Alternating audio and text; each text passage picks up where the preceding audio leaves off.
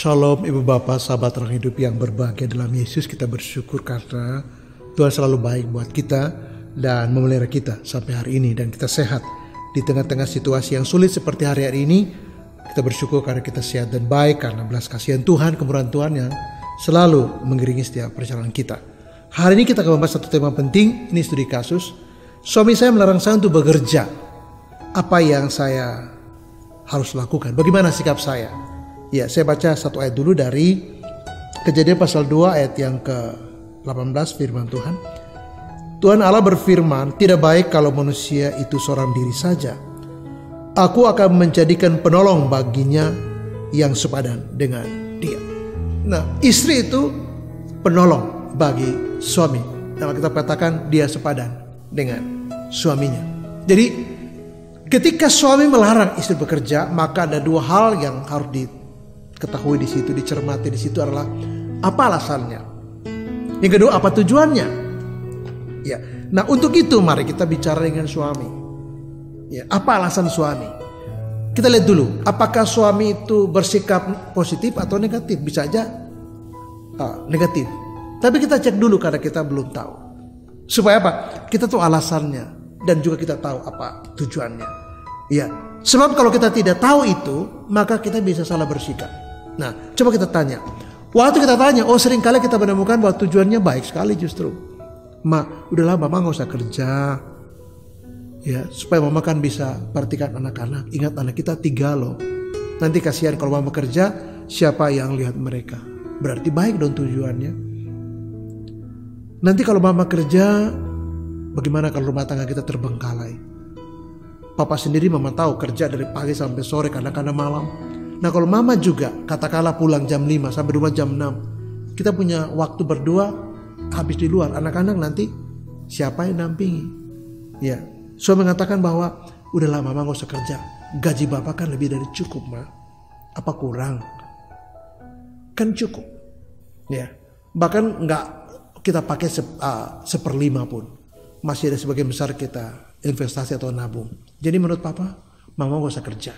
Atau dia mengatakan bahwa udahlah, kalau mama kerja, mama tahu nggak, di pekerjaan mama seperti ini itu banyak sekali pelecehan, banyak sekali yang papa dengar malah nggak benar, dan bapak nggak mau mama ya kecuali istrinya barangkali profesi dokter atau ya notaris, ya bisa di rumah dan segala macam. Tapi kalau dia artis, seringkali kan dia public figure, dia pemain film, aduh. Ya, tuntutan karir seperti itu kan, profesi seperti itu kan nggak bisa dipilih. Dan suaminya nggak nyaman dengan pekerjaan yang seperti itu. Ya, sehingga barangkali harus ditahu, harus diketahui, harus difahami. Kalau enggak, ya atau mungkin suaminya tidak mau bersaing. Ini nuansa yang lain. Atau dia, mama kayak nggak betah aja di rumah. Kalau itu benar, atau dia cemburu, udahlah. Papa nggak suka mama pergi. Ya, tinggal di rumah, nanti kalau ada apa-apa gimana?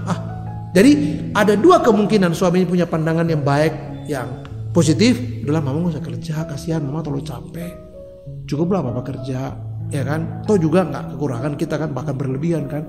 Nah, kalau nuansanya positif, ya barangkali kita bisa lebih paham ini baik. Tapi kalau negatif, disinilah butuh kita berkomunikasi untuk menyampaikan hal-hal penting tentang hal ini kepada suami. Karena itu alasannya kenapa kita tidak boleh bekerja di luar rumah misalnya.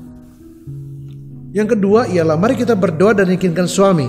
Kenapa berdoa? Saya selalu melibatkan prinsip ini dalam pemecahan banyak kasus dalam rumah tangga, karena kita tidak mampu sebenarnya, tapi Tuhan bisa menolong kita, memberi hikmat untuk bicara dengan suami kita, atau menolong dia untuk mengerti apa yang kita sampaikan, sehingga tidak misunderstanding atau miscommunication dengan pasangan kita sendiri. Apalagi tujuan kita sama-sama baik. Ya. Nah, jadi kita berdoa dan yakinkan dia tentang apa yang menjadi katakan alasan. Nah, kalau alasannya katakanlah positif, kita yakinkan dia juga, Pak, Bapak tenang aja. Mama kan notaris, mama bisa buka kantor di rumah. Jadi alasan Bapak bahwa anak-anak terbengkalai itu nggak mungkin. Orang mama di rumah, stay di rumah kok. Atau kita mengatakan, Pak, mama ini kan penulis novel. Jadi mama kerja di rumah. Bahkan mama bisa antar anak-anak, nunggu anak-anak, mama lagi ngetik pakai laptop di mobil. Jadi anak-anak tidak terbengkalai, selalu dengan mama. Jadi anak-anak aman. Atau kita mengatakan bahwa Ya sebagai dokter, ya saya cuma tinggalkan anak-anak untuk ke rumah sakit. Anak-anak belum pulang, saya udah tiba di rumah Pak. Jadi mungkin bahasa kita seperti itu kurang lebih. Atau kalau kita punya profesi tertentu yang mungkin suami nggak nyaman kalau kita harus sering tampil di muka umum, kita bilang, jadi kita modifikasi. Bagaimana kalau mama berkarir di sini? Jadi membuat suami tidak merasa nggak nyaman atau membuat suami menjadi nyaman. Oh ya udahlah. Jadi kita modifikasi sedikit. Intinya pastikan kepada dia bahwa keberatan dia, katakanlah anak-anak misalnya terbengkalai, keluarga terbengkalai. Kita kasih tahu kepada dia bahwa tidak akan terbengkalai. Kita jamin kok. Dan untuk itu sampaikan dengan baik. Toh tujuan kita baik. Toh tujuan kita boleh dibilang positif. Dan tujuan kita juga untuk kebaikan kita semua. Atau Pak, sayang mama udah sekolah tinggi-tinggi. Ya, sampai S3, sayang kalau ilmu mama nggak bisa dipakai. Lagi pula mama kan cuma jadi dosen. Ya, dan justru dengan begitu kan mama ilmunya berkembang, bisa membagi banyak berkat kepada anak-anak didik. Tapi juga mama bisa atur waktu di mana tidak full di luar rumah. Sehingga anak-anak dengan mama masih punya waktu. Kita berpisah waktu mereka sekolah. Tapi waktu mereka pulang, mama sudah di rumah. Jadi kita menepis atau kita menawarkan pemikiran yang baru yang lebih baik atau yang juga sama baik dengan apa yang dipikirkan oleh suami. Sehingga bisa terjadi pemahaman yang baik antara suami dan istri. Dan tidak memunculkan misalnya konflik dan masalah di antara mereka berdua. Hal yang ketiga adalah saya ingin memotret dari kehidupan Zipporah istri Musa. Saya baca dari Keluaran 18. Saya tidak baca semua tapi saya baca 2 saja dan 3. Lalu Yitro mertua Musa membawa serta Zipporah istri Musa yang dahulu disuruh pulang Musa dan kedua anak laki-laki Zipporah yang seorang bernama Gersom, sebab kata Musa aku telah menjadi seorang pendatang di negeri asing. Yang kedua Eliezer. Jadi waktu Musa membawa mereka ke Mesir, Musa lihat bahwa ini berat sekali. Lalu Musa mengirim mereka kembali ke Midian. Jadi Musa mengembalikan istri dan 2 anaknya Gersom dan Eliezer untuk tinggal di Midian, sementara dia berjuang di Mesir. Waktu dia sudah membawa orang Israel keluar Mesir, baru Yitro datang membawa Zipporah bersama 2 anaknya, yaitu cucunya Gersom dan Eliezer. Nah, Zipporah seorang yang mandiri. Nah, poin ketiga saya ingin mengatakan begini. Dalam situasi tertentu ingat bahwa suami tidak selamanya hidup atau tidak selamanya sehat. Nah, kalau istri tidak pernah bekerja, ini agak bahaya sedikit. Ya, berdoa supaya suami kita sehat sampai akhir hidup. Berdoa supaya suami kita umur panjang dan tidak sakit. Tapi banyak orang saya lihat suaminya stroke. Ketika suaminya stroke, istri nggak bisa apa-apa. Nah seperti Musa, dia harus tinggalkan istrinya di Midian, jauh dari dirinya, karena terlalu berisiko. Tapi Zipporah, bahkan sebelum berjumpa Musa, dia seorang pekerja yang baik. Bahkan waktu mereka berjumpa, itu Zipporah sedang mengembalakan kambing domba ayahnya, Yitro. Dan mereka berjumpa ketika dia sedang ingin memberi minum pada kambing dombanya. Jadi Zipporah itu adalah seorang pekerja yang baik. Sehingga ketika harus berpisah dengan suaminya berjuang di Mesir, Musa.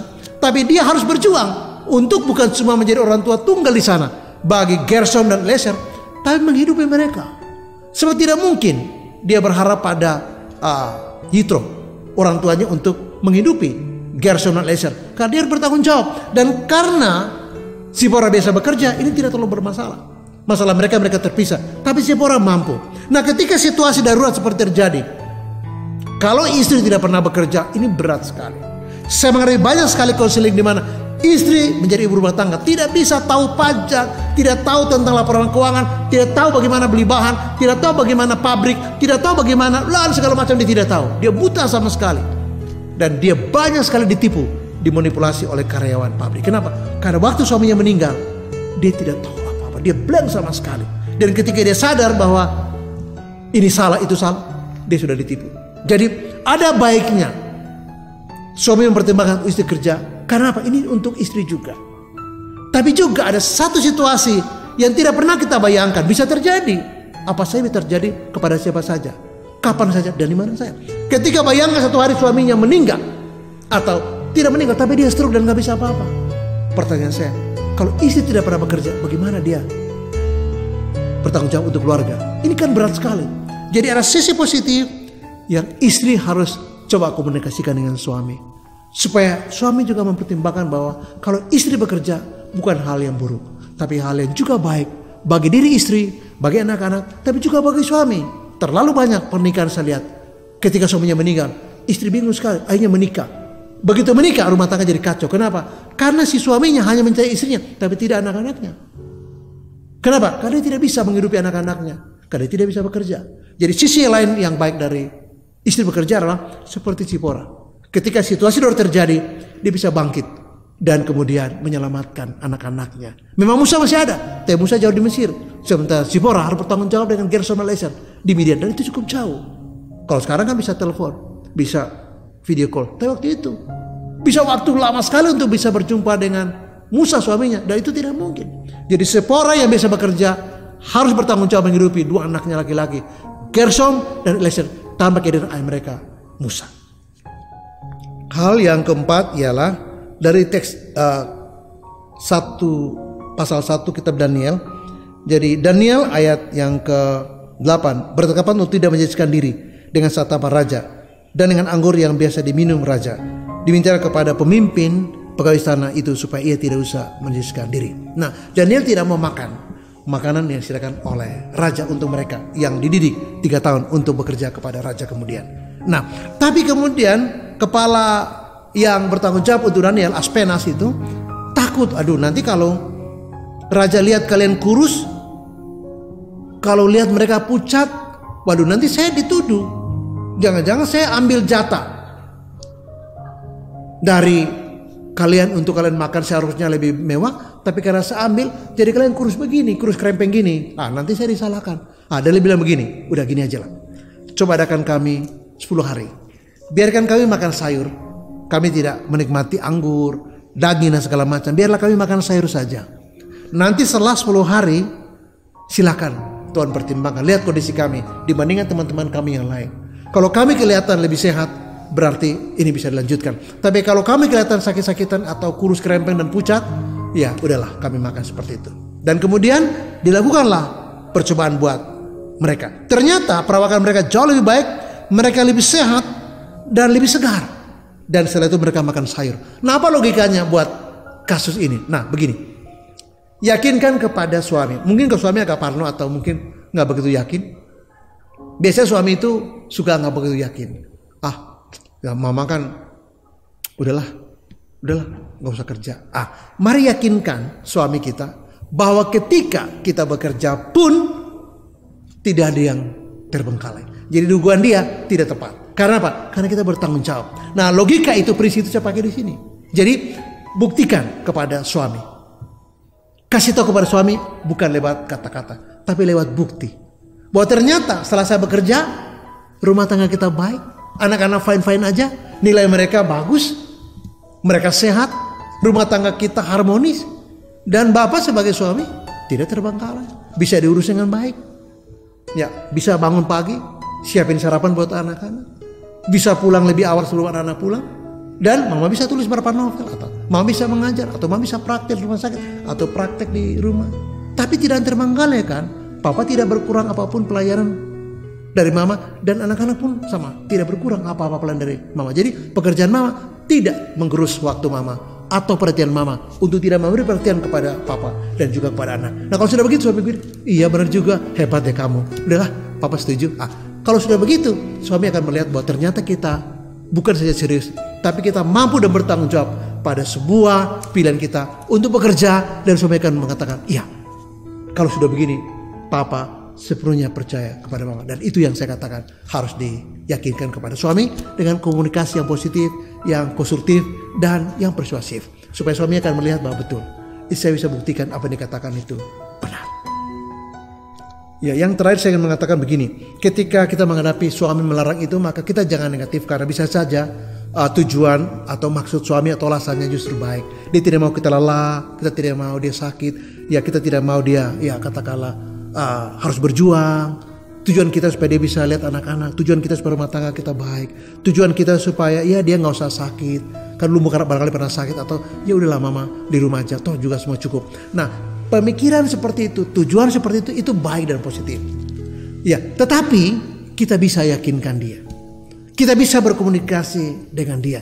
Kita bisa berdoa kepada Tuhan supaya dia diyakinkan oleh penjelasan kita. Bahkan bila perlu, kita membuktikan seperti yang saya bilang tadi. Ingat, di situasi darurat, Sipora memberi kita pelajaran yang berharga sekali. Ketika Musa harus pergi dan tidak bisa mengcover istri anak-anaknya, Sipora bangkit dan menghidupi dua anaknya, Gersom dan Eliezer. Mengapa? Karena situasi begitu sulit. Ketika seorang sakit, suami itu sakit dan mungkin stroke dan meninggal, ingat betapa beratnya beban ia akan dipikul oleh istri ketika dia tidak biasa kerja. Tapi kalau dia biasa mendiri dan bekerja, maka di situasi yang sulit seperti itu, dalam keadaan darurat seperti itu, istri bisa bangkit dan menyelamatkan keluarga. Dan banyak sekali pengalaman seperti itu.